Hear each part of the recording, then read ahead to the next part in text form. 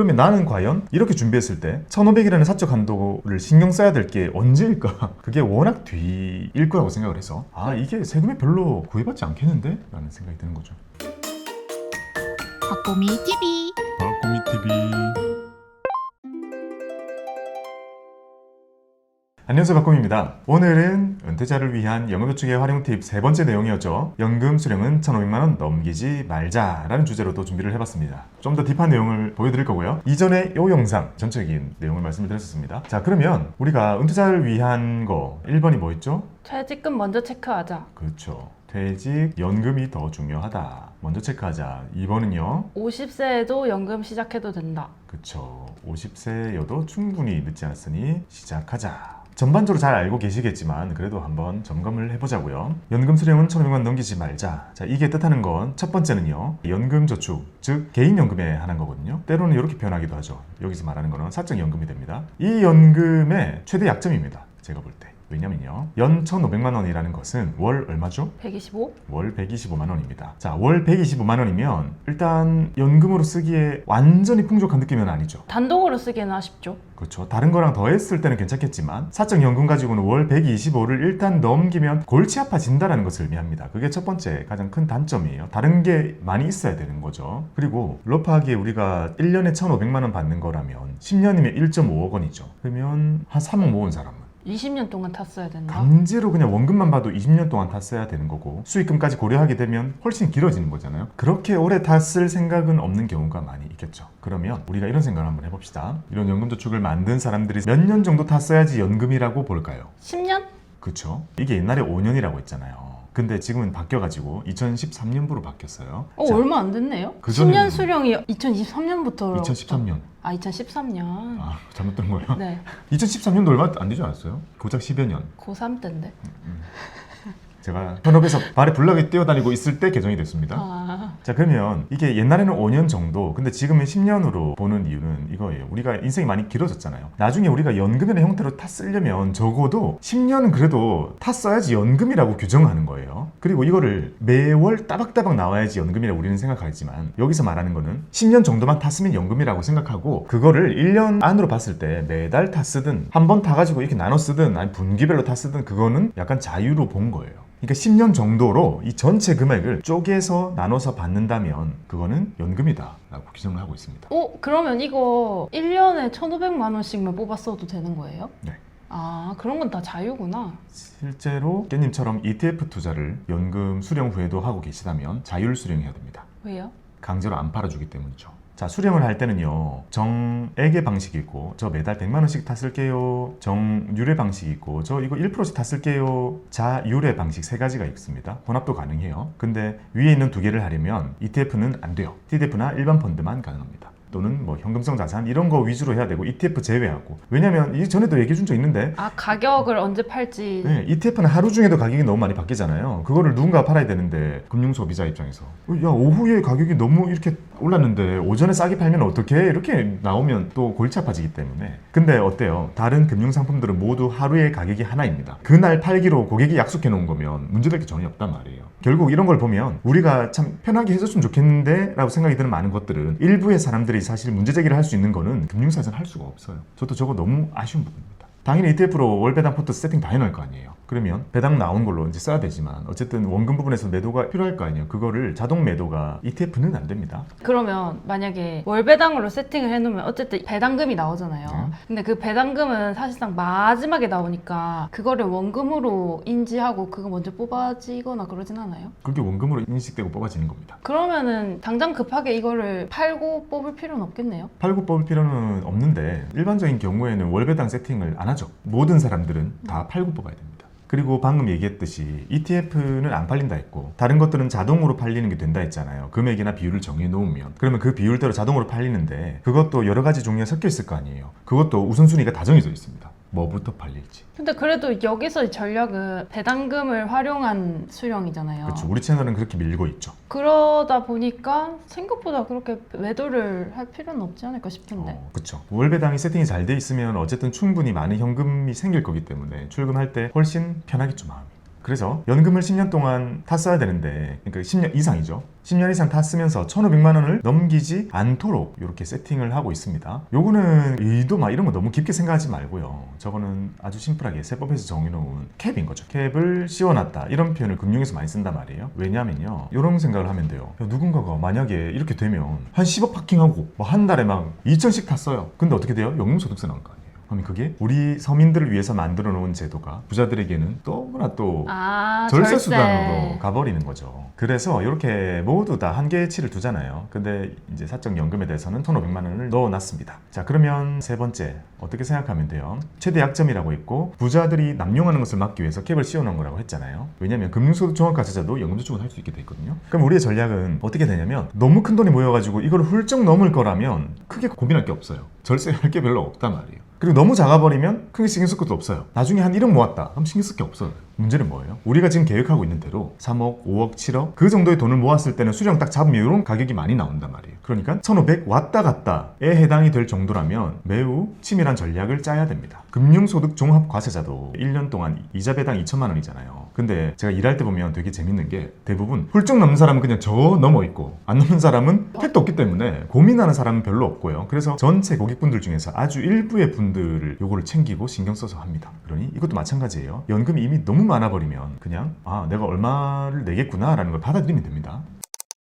그러면 결론부터 얘기해 보겠습니다. 은퇴자를 위한 연금저축의 활용법 세 번째는요, 얼마를 모으던 간에 1년 동안 1,500만 원 넘지 않게 수령을 하자라는 겁니다. 아까 정액, 정률, 자율 이런 게 있다고 했잖아요. 자, 연금저축이나 IRP를 좀 뒤늦게 열으셨을 겁니다. 그리고 준비를 쭉 하겠죠. 그래서 대략적으로 나중에 65세에 수령을 하면 좋겠다라고 저는 말씀을 드렸지만, 아마 은퇴 가까운 분들은 그래도 조금 빠른 수령을 고민하시는 분들도 좀 있을 것 같긴 해요. 일찍부터 모은 게 아니기 때문에요. 어쨌든 제가 추천드리는 요즘인데요, 이때까지 최대한 모읍니다. 그리고 그 후에 이제 수령 신청을 하시게 될 텐데, 자, 수령을 할 때 보통 지금 기억하기로는 월 125만 원을 넘지 않게 수령을 하면 된다라고 했잖아요. 그러면 이 돈들은 여기에 있는 연금소득세라는 것을 내게 됩니다. 3.3에서 5.5%라고 흔히 얘기를 하는데, 55세가 앞에 있으니까 5.5%가 먼저잖아요. 그래서 직관적으로는 5.5에서 3.3 이렇게 얘기하는 게 조금 더 직관적으로 가깝긴 하죠. 어쨌든 우리는 대략적으로 5.5%의 세금을 내게 될 텐데, 그러면 100만 원만큼 수령 신청을 하면 5만 5천 원 떼고 들어온다 라는 정도로 수령하는 금액에 저만큼 떼고 들어온다 라고 보시면 됩니다. 그리고 이렇게 낮은 연금소득세율은요, 대표적인 세제 혜택의 한 종류입니다. 저율과세가 되는 거죠. 근데 이 저율과세라는 것의 혜택이 사라지게 되는 것이 있는데요, 바로 월 125만 원을 넘을 경우입니다. 자, 이걸 넘으면요, 자주 헷갈리는 거, 자, 금융소득 종합과세자를 얘기하는 2천만 원을 얘기할 때는 넘는 금액이 종소세로 가는 거예요. 그 밑에는 여전히 15.4예요. 넘는 게 종소세로 가는 건데, 이 1,500만 원의 연금 수령 한도, 사적연금의 수령 한도는요, 저게 1년 동안 받은 게 저걸 넘었다 그러면 연금소득세를 아예 무시하고 그냥 이쪽으로 가지고 와서 넣어버려요. 근데 이게 개념이 어떻게 되는 거예요? 예를 들어서 월 125만 원씩 맞춰서 탔었어요. 근데 세금은 떼고 들어오는 거예요? 오, 좋은 질문이다. 왜냐면 1,500을 계산을 하는 게 1년치로 끊을 텐데. 그렇죠. 선후가 안 맞죠. 연금소득세를 떼고 들어옵니다. 그럼 나중에 내가 물어내야 돼요? 네, 정산하듯이. 그럼 크겠네, 저거를 넘겨서 받으면? 자, 연금소득세 3.3, 5.5 떼고 나오잖아요. 1,500은 넘을지 안 넘을지 모르니까. 네. 근데 1년 딱 지났습니다. 그 다음 연도에 1,500 넘었으면 종소세 신고할 때 요것도 그 금액 전체가 포함돼서 나오게 되고, 그러면 이전에 내놨던 연금소득세 저만큼은 이제 기납부자액이 되는 거죠. 어쨌든 다 뱉어내게 되겠죠. 왜냐면 종소세는 연금소득세율보다 무조건 높기 때문에. 근데 그런 차이는 있어요. 정말 디테일에 들어가면 연금소득세는 공제 없이 그냥 떼버리잖아요. 근데 종소세에다가 이 연금소득을 넣을 때는 공제가 조금 있단 말이에요. 그러니까 다른 소득이 거의 없다면 웬만큼 1,500을 훌쩍 넘어도 세부담이 더 늘어나는 것은 아니에요. 근데 공제가 있다는 게 뭔 말이에요? 이거 우리 다시 원론적으로 가보는군. 다 까먹었나? 다 까먹었죠. 아, 말했어요?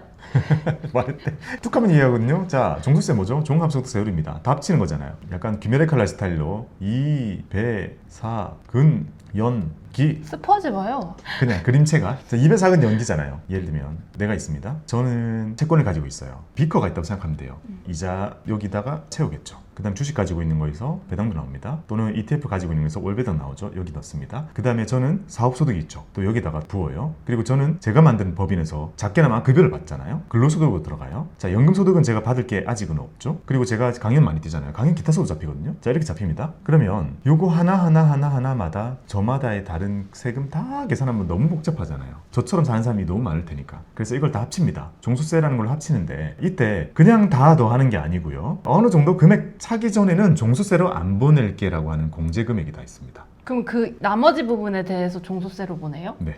이자, 배당, 요거 대표적으로 뭐죠? 요거? 2,000. 그렇죠. 요것만 2,000의 버프를 뒀죠.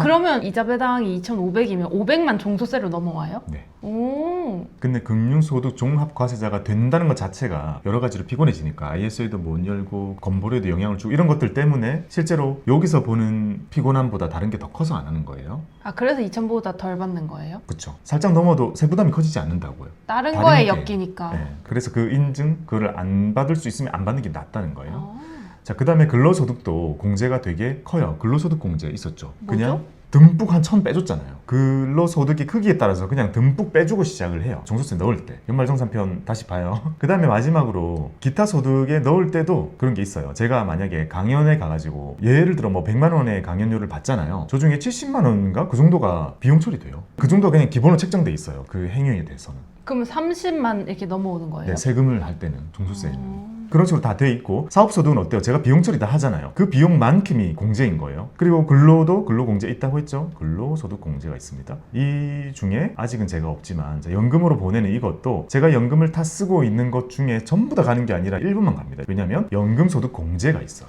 사적연금이 1,500을 안 넘으면 그냥 연금소득세 내고 끝난다고 했잖아요. 1,500을 넘으면 종소세로 들어가게 되는데 그때 공제 공식은 따로 있어요. 아, 또 해주는구나. 네, 공식들이 있어요. 근데 그게 무조건 비싸다라고는 얘기 안 한다고 했잖아요. 왜냐면 자, 여기 볼게요. 진짜 다른 거 아무것도 없고 연금소득만 있는 사람인 거예요. 그러면 1,500 넘게 받았어요. 여기로 보내야 되죠? 근데 종소세 보낼 때 공제 듬뿍 받고 보낼 거 아니에요. 받고 보내서 다시 여기서 6%를 내게 되겠죠. 그러면 실제 내가 받은 연금 전체로 계산해 봤을 때는 5.5%보다 낮은 경우가 상당히 많습니다. 연금 이만큼 받았어요. 근데 이만큼은 공제라고요. 그러면 순수하게 종소세에 들어가는 나의 연금 금액은 쑥 줄어듭니다. 그러면은 연금 계좌 내에서 배당금이 나오는 경우가 있잖아요. 그거는 어떻게 계산돼요? 연금 계좌 안에서 나오는 배당금은 어차피 내가 그 계좌 뽑기 전까지는 아무것도 달라지는 건 없고 안 뽑으면 처리가 안 되는 거예요? 네. 계좌 안에서 현금으로 있거나 ETF 형태로 있거나 새로 들어오는 돈이나 상관없고 중요한 것은 내가 출금하는 금액입니다.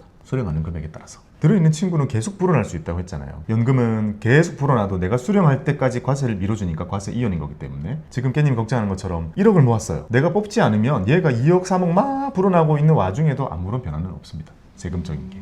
자, 이렇게 125만 원을 넘으면 종소세로 들어가게 됩니다. 그리고 종소세는 공제가 있기 때문에 무조건 불리하다라고 얘기할 수는 없지만 다른 소득이 있다면 이렇게 높은 구간에 해당될 가능성이 커지죠. 그래서 보통의 경우에는 연금소득세보다는 종소세가 불리합니다. 그래서 월 125만 원을 넘지 않게 하려고 합니다. 그리고 어떤 사람은요, 이제 6% 구간, 15% 구간 이걸 훌쩍 넘어서 24%, 35%, 38% 이렇게 가 있는 사람은 연금을 받았는데 38%, 40% 이렇게 떼져버리게 되면 연금의 효과가 너무 떨어지게 되죠. 그래서 이런 사람들이 선택할 수 있는 또 하나의 선택지가 더 생겼는데요. 16.5. 네, 16.5% 분리과세를 하는 겁니다. 그러면 한 5천만 원 초과한다 싶으면은 16.5를 선택하면 되는 거예요? 그렇죠. 그리고 여기서 말하는 5천이라는 건 단순히 연봉 이런 게 아니라 제가 아까 보여드렸던 것처럼 다 공제하고 진짜 세금 계산을 다 하는 딱 여기에 들어가는 게 진짜 딱 과표로 잡히는 것이 5천이 넘으면 근데 이거를 개인이 계산할 수 있는 방법은 없어요? 개인이 다 계산해야 돼요. 어떻게 해요? 이걸 따로 세무사님한테 맡기지 않는 이상 우리가 다 해야죠. 어떻게 해요? 일단 간단한 것은 연금소득을 만약에 올해 받았어요. 네. 깻님이. 근데 1년 동안 받았어요. 해가 바뀌었습니다. 내년 5월이 되었습니다. 종소세 신고를 해야 되죠. 또는 회사를 다니고 있다면 1월 달에 연말정산을 한번 할 거고요. 연말정산할 때 서류 뽑아보잖아요. 다 나와요. 아, 그러면 올해 5월 종소세 신고해야 되겠군 이라는 걸 인지하고 있으면 되고 5월에 종소세 신고할 때 분리과세 신청 같은 걸 하면 돼요. 나는 이게 더 저렴하구나. 연금소득세를 내놓은 게 있잖아요. 그게 기납부세액인 거잖아요. 네. 그리고 새로 계산된 게 종소세입니다. 그러면 당연히 이쪽이 더 크겠죠. 더 뱉어내는 거는 조금 더 내면 되는 겁니다. 그러니까 그때는 뭘 고민하면 되냐면 16.5가 나을지 종소세가 나을지는 그때 가서 계산을 넣지 않기 때문에 그때 계산해서 작게 나오는 걸로 제출하면 됩니다. 아, 그거네. 어차피 막 5천 넘게 이렇게 듬뿍 연 수령을 해버리면 무조건 연금 소득세율을 적용을 못 받으니까 종소세로 넘어갈 텐데 그 종소세 구간이 많이 높을 것 같다 싶으면은 16.5로 선택하고 그게 아니면은 그대로 종소세를 내면 돼요. 그러니까 굳이 많이 헷갈릴 거는 없습니다. 왜냐하면 연금소득세를 내고 나서 한참 뒤에 종소세를 내기 때문에 시차가 있기 때문에 그 사이에 5월달에 신고할 때 보고 아 나는 이게 유리하구나 하면서 내면 되는 거예요. 해봐야 알겠다. 저는 사실 감이 안 오긴 해요. 깻님 종소세 신고를 지금은 하지 않잖아요. 지금은 2배 사근 연기 중에서 그쵸. 이제 이건 내가 아니고 너 네가 너구나. 자 깻님이 여기 있어요. 2배 사근 연기 중에서 깻님 뭐만 있어요? 금만 있죠. 근데 엄밀히 말하면 이자 뱉잖아요. 배당금 받잖아요. 찌끔 받죠. 근데 왜 여기다 안 합해요? 2천이 안 되니까. 맞습니다. 다 공제로 끝난 거예요. 그래서 근로소득만 있는 경우에는 뭘 하는 거죠? 연말정산만 하는 겁니다.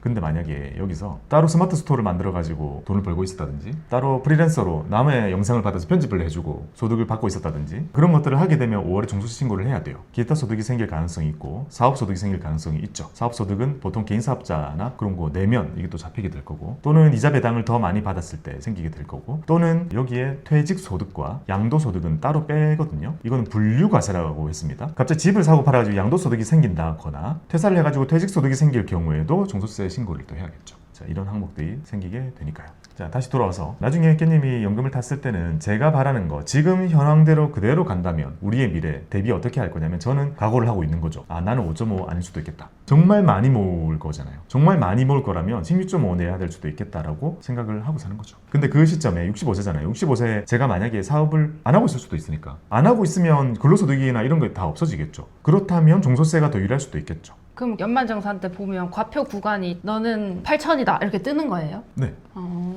그 연말정산의 흐름 쭉 보면 소득공제 빼고 그 다음에 그때 과표라는 게 나오면 저기 있는 세율 구간에 맞는 걸 곱해가지고 이렇게 뽑습니다. 보통 세율 바로 곱한 다음에 누진 공제 저거 빼면 되거든요. 그러면 세금이 정해지잖아요. 그게 산출세액이 되거든요. 거기에서 이제 세공제를 한 번 더 빼주죠. 다 까먹군요. 네. 연말 되면 또 하죠 뭐. 그러면 이 그림만 딱 봤을 때는 어떻게 생각할 수 있어요? 1년 동안 1,500만 원 넘지 않으면 5.5, 4.4, 3.3으로 일단 끝날 거고 아 아니다 나는 종소세 세율이 그렇게 많이 높지를 않으니 그래도 1,500은 좀 너무 작으니까 그냥 2,000, 3,000 더 받고 연금소득세보다는 조금 더 높은 세금을 내야겠어 라고 생각할 수도 있겠죠. 자 물론 여기 보이는 거 말고 공제가 있다고 했어요. 그래서 이것보다 확 높아지지 않는 사람들이 있단 말이에요. 그런 분들은 이제 많이 받으셔도 되는 거고 또는 아 안되겠다 나는 1,500원 넘게 받고 싶은데 왜냐면 너무 많이 모아놔서 나는 종소세 구간이 어떻게 해도 나는 소득도 많고 뭐 다 많아가지고 안 될 것 같아. 그런 분들은 16.5를 선택하면 됩니다. 그러니까 어떠한 선택지도요. 저는 세금을 피해갈 수는 없는 거지만 어쨌든 우리가 다 세액공제 받았던 금액들이잖아요. 그리고 수익금들이고 과세 이연 다 해줬던 것들이잖아요. 이런 것에 대해서 내는 세금 치고는 높지 않다고 생각합니다. 왜냐하면 이렇게 봤을 때 사람들이 연금소득세를 16.5보다 많이 내는 사람이 있어요. 이게 최대값이잖아요. 넘으면 이거 신청하면 되잖아요. 그쵸. 그러니까 이 종소세 뒤에 구간을 우리가 걱정할 필요가 없는 게 우리가 낼 수 있는 최저는 5.5잖아요. 최대는 16.5라고요. 그러니까 저는 그동안 우리가 13.2 또는 16.5의 세액 공제 혜택을 받았고 15.4%의 과세 이연을 수십 년 동안 해온 돈에 대해서 나중에 수령을 할 때 평금하면 5.5 근데 진짜 다른 게 많아가지고 최대 많이 내도 16.5잖아요. 그럼 요 정도면 받아들일만 하다. 그렇죠. 우리의 노후를 위해 16.5가 작다는 뜻이 아닙니다. 엄청 늦게 내는 16.5는 작을 수 있다는 거죠. 엄청 늦게 내는 16.5. 저 그래서 방금 살짝 딴 생각하긴 했는데 그런 것 같더라고요. 제가 만약에 1억 2천을 매년 받는다면 그냥 충분히 16.5 내고 살아도 될 것 같아요.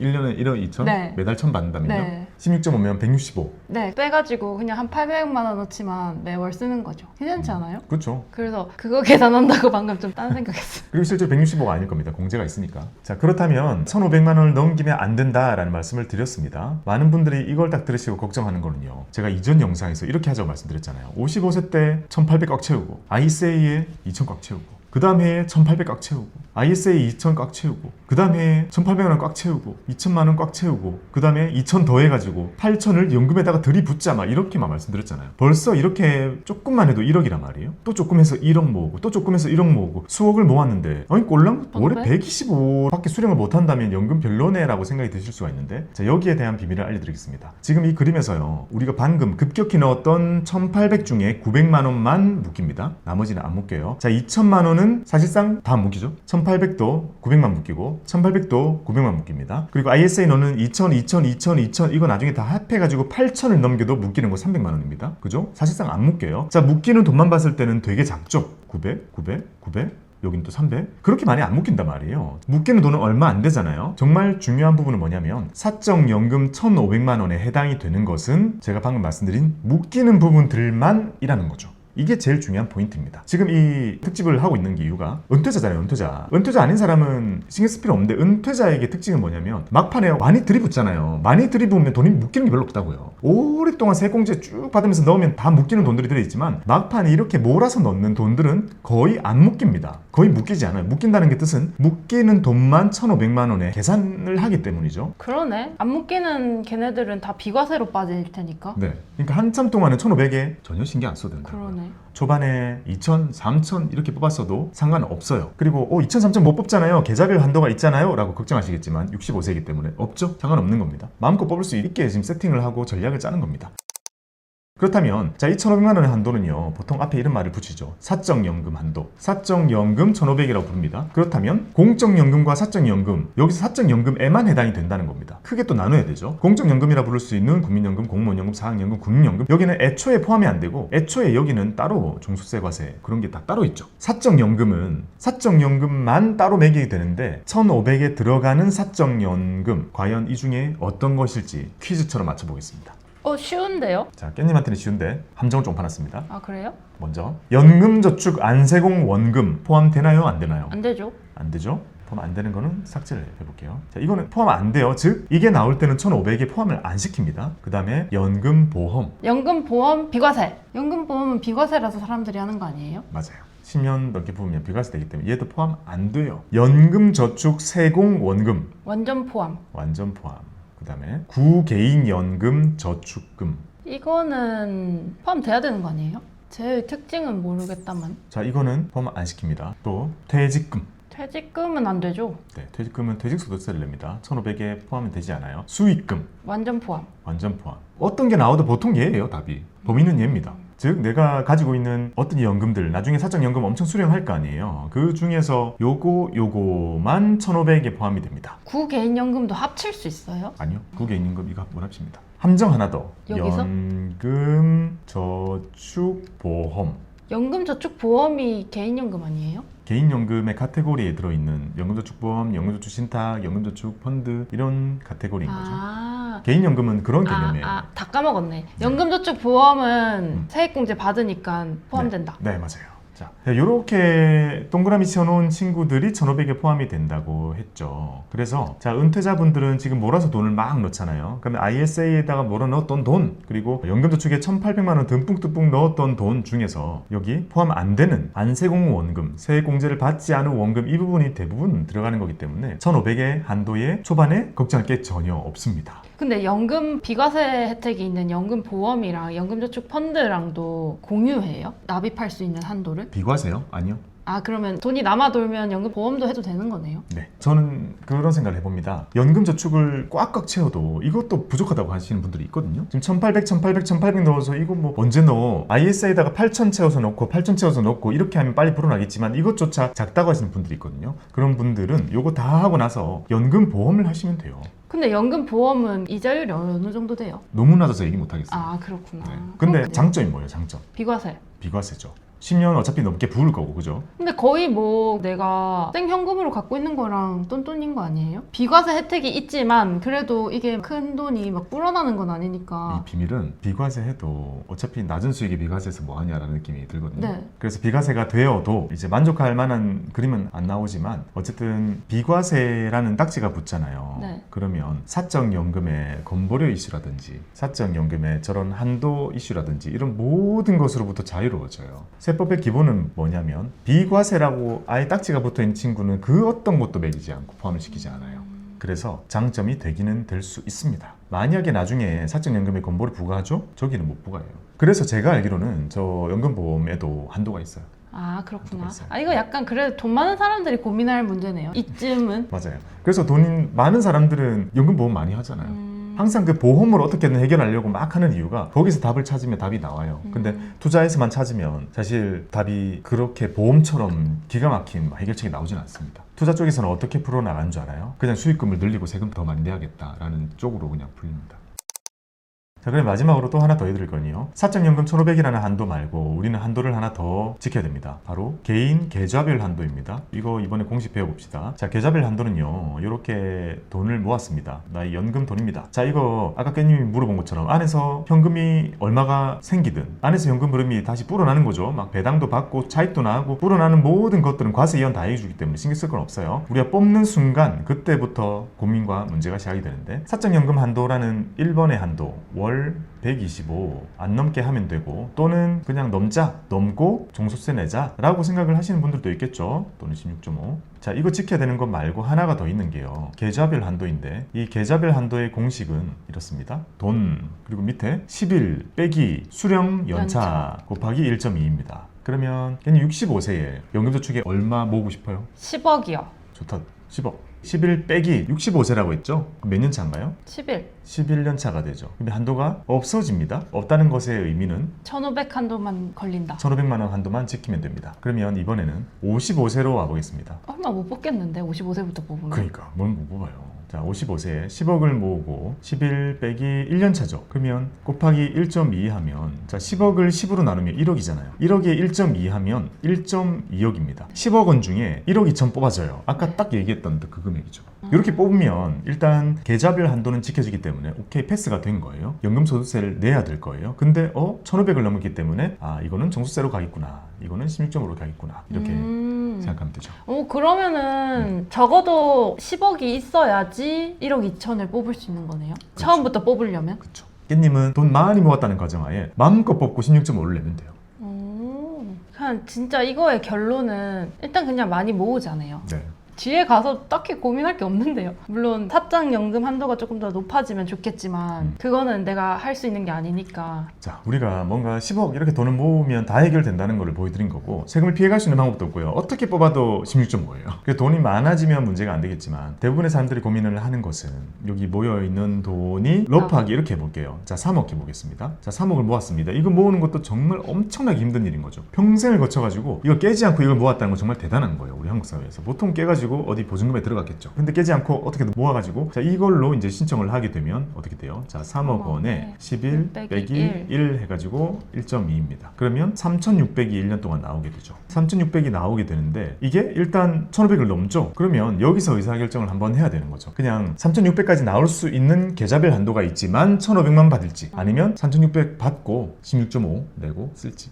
이게 뭔가 너무 먼 일이라서 그렇게 크게 와닿진 않았는데 머리로는 알겠어요. 저런 걸 고민하면 고민할수록 많으면 일단 해결돼요. 그러니까. 세금을 많이 내도 해결돼요. 맞아요. 세금이 아깝더라도 삶이 더 윤택해질 거기 때문에 당연한 거겠지만, 그래서 듬뿍듬뿍 많이 모아봅시다.